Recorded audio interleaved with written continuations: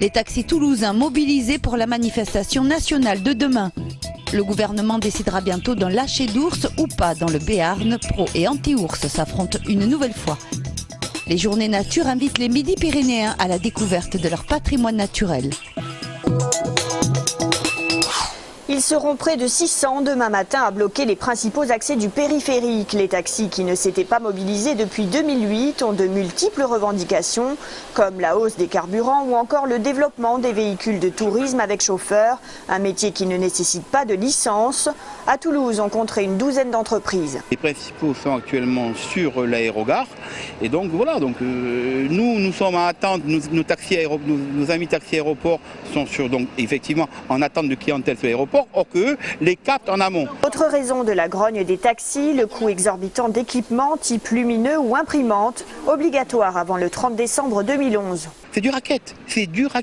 Je veux dire, pour une imprimante, mettre 2500 € de matériel, c'est pas possible. Alors d'un côté, on n'arrête pas de perdre partout. À un moment donné, il faut arrêter. Alors si on veut la mort de l'artisan taxi, il faut le dire. 2 cortèges doivent partir à 7 h, l'un de Blagnac, le second de La Beige, pour converger vers le centre-ville, direction la préfecture. De fortes perturbations sont à craindre. La décision du gouvernement concernant un éventuel lâcher d'ours dans les Pyrénées est imminente. En attendant, pro et anti confrontent leur point de vue. Pour les éleveurs, le préjudice causé est bien plus important que les bénéfices d'une telle réintroduction. On retourne 15 ans en arrière, avec les premières introductions, avec toute sa horde de soucis et de problématiques que ça engendre. Et effectivement, des craintes et des inquiétudes pour le moment, bien sûr, et pour les années à venir aussi. La question ne peut pas se poser en termes de choix et en termes d'élimination de l'un ou de l'autre. Ça n'aurait pas de chance d'avoir des Pyrénées ni sans élevage, sans berger, ni également sans ours. Donc pour nous, le chemin est peut-être le plus difficile, mais le seul qui vaille est celui de la conciliation des enjeux et celui de la cohabitation entre un environnement de qualité et des pratiques et des activités humaines elles-mêmes de qualité. À l'heure actuelle, une vingtaine d'ours ont été recensés dans les Pyrénées. Pas suffisant pour les partisans de sa réintroduction.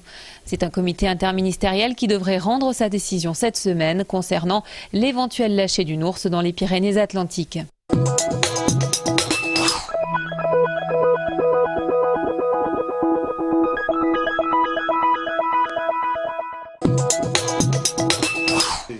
L'opposition municipale souhaite un établissement public d'insertion de la défense à Toulouse. C'est en tout cas le vœu qui sera formulé vendredi en conseil municipal. 22 centres de ce type existent en France. Les jeunes y sont accueillis en internat entre 8 mois et 2 ans. Objectif, une remise à niveau scolaire et civique, ainsi qu'une aide à l'orientation professionnelle.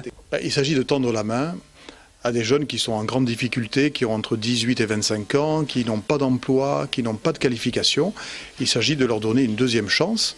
Et ce type d'établissement est entièrement financé par l'État. C'est individualisé, c'est adapté pour le jeune. Il perçoit 300 € de petits pécules à la fin de chaque mois. Le dispositif EPID existe depuis 6 ans en France. La moitié des bénéficiaires viennent de quartiers difficiles. Je sais que dans les quartiers les plus en difficulté, vous avez un taux de chômage des jeunes qui atteint 50%. Donc c'est ce public-là qu'il faut cibler en particulier. Un bus en plein cœur de la place de l'Europe. Après Lyon, Nice et Marseille, mon entreprise en ligne s'installait pour la journée à Toulouse. À l'intérieur du bus, des formateurs recevaient des chefs d'entreprise afin de les initier à la création d'un site internet. Mon entreprise en ligne propose pendant 1 an le nom de domaine, l'hébergement et donc l'outil de création à toutes les entreprises qui souhaitent être sur Internet. Créer un site, avoir un site, ça coûte cher. Donc non, ça n'est pas réservé à une élite ou à certaines entreprises qui ont les moyens. Google, Oxatis et SFR sont associés pour ce projet. Simple à utiliser, ce site a pour but de répondre aux préoccupations des artisans et des chefs d'entreprise. L'Internet nous a permis d'acquérir rapidement une forte notoriété et également, dans notre modèle de marketing direct, d'attirer énormément de contacts et donc de recueillir des adresses. Pour cet entrepreneur, Internet ne rime plus avec casse-tête. Ouvert aujourd'hui jusqu'au 26 mai, cet espace boulevard de Strasbourg a été créé par la société Sogeti High-Tech pour recruter 300 nouveaux collaborateurs en Midi-Pyrénées. 2000 animations pour sensibiliser les Midi-Pyrénéens à la découverte de leur patrimoine naturel sont au programme de la 6e édition des Journées Nature. L'événement fédère les initiatives de 700 structures, collectivités, établissements scolaires, associations œuvrant en faveur du développement durable. Il y a beaucoup de pédagogie qui a été faite en direction des enfants, ça a été vrai pour les déchets, mais c'est vrai aussi pour l'eau et les économies d'eau, tout le travail qui a été fait autour des mousseurs, comment effectivement on pouvait mieux économiser l'eau. Puis avec cette période de sécheresse qui s'annonce, je pense que là aussi il va y avoir de gros efforts de communication encore à faire. Donc des choses évoluent naturellement, mais ça reste encore difficile et puis il faut lutter contre des habitudes que nous avons prises. Balade à vélo, randonnée pédestre, lecture musicale, découverte de la flore des coteaux, voilà quelques-unes des animations proposées du 28 mai au 5 juin, avec un focus cette année sur les trocs-jardins, une pratique en plein essor, mise à l'honneur le 5 juin à Haute-Rive. Le bruit, les ondes magnétiques, la pollution sont source de stress pour les arbres. Cet homme prend le mal à la racine et soulage les maux des arbres de ville. Je suis ostéopathe végétal dans le sens où je travaille sur les arbres d'une manière un peu atypique, en essayant de redonner la mémoire de la forêt aux arbres des villes. En travaillant sur les sèves, en travaillant sur les racines de l'arbre, de manière de travailler sur la photosynthèse, sur le feuillage de l'arbre. Si les arbres vont bien, alors nous irons mieux. Car c'est bien l'homme qui est au cœur de cette animation au square Charles de Gaulle. Même si les gens ne croient pas forcément que les chants d'oiseaux ça fait du bien à l'arbre, mais le fait déjà, eux, de l'écouter, d'avoir la tête comme ça d'un coup, parce qu'on entend des chants d'oiseaux, déjà on est ailleurs. Donc à partir de là, on peut croire aux choses. Cette intervention qui s'inscrit dans les bicyclades en partenariat avec Artaud s'observe et s'écoute tous les jours jusqu'à samedi midi.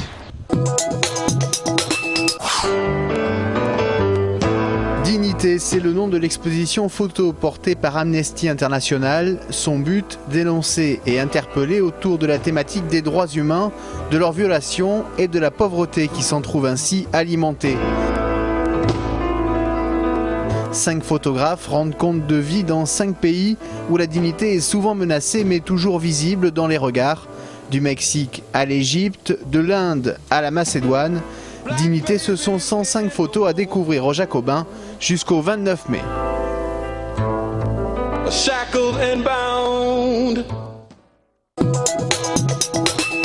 Le fait d'avoir été premier à la phase régulière nous a donné du confort dans la construction de notre saison, de notre fin de saison notamment. Mais c'est pas plus important que ça. Cette année on est premier. Ça ne change rien, on n'a pas plus ni moins de chances de rentrer dans les deux meilleurs.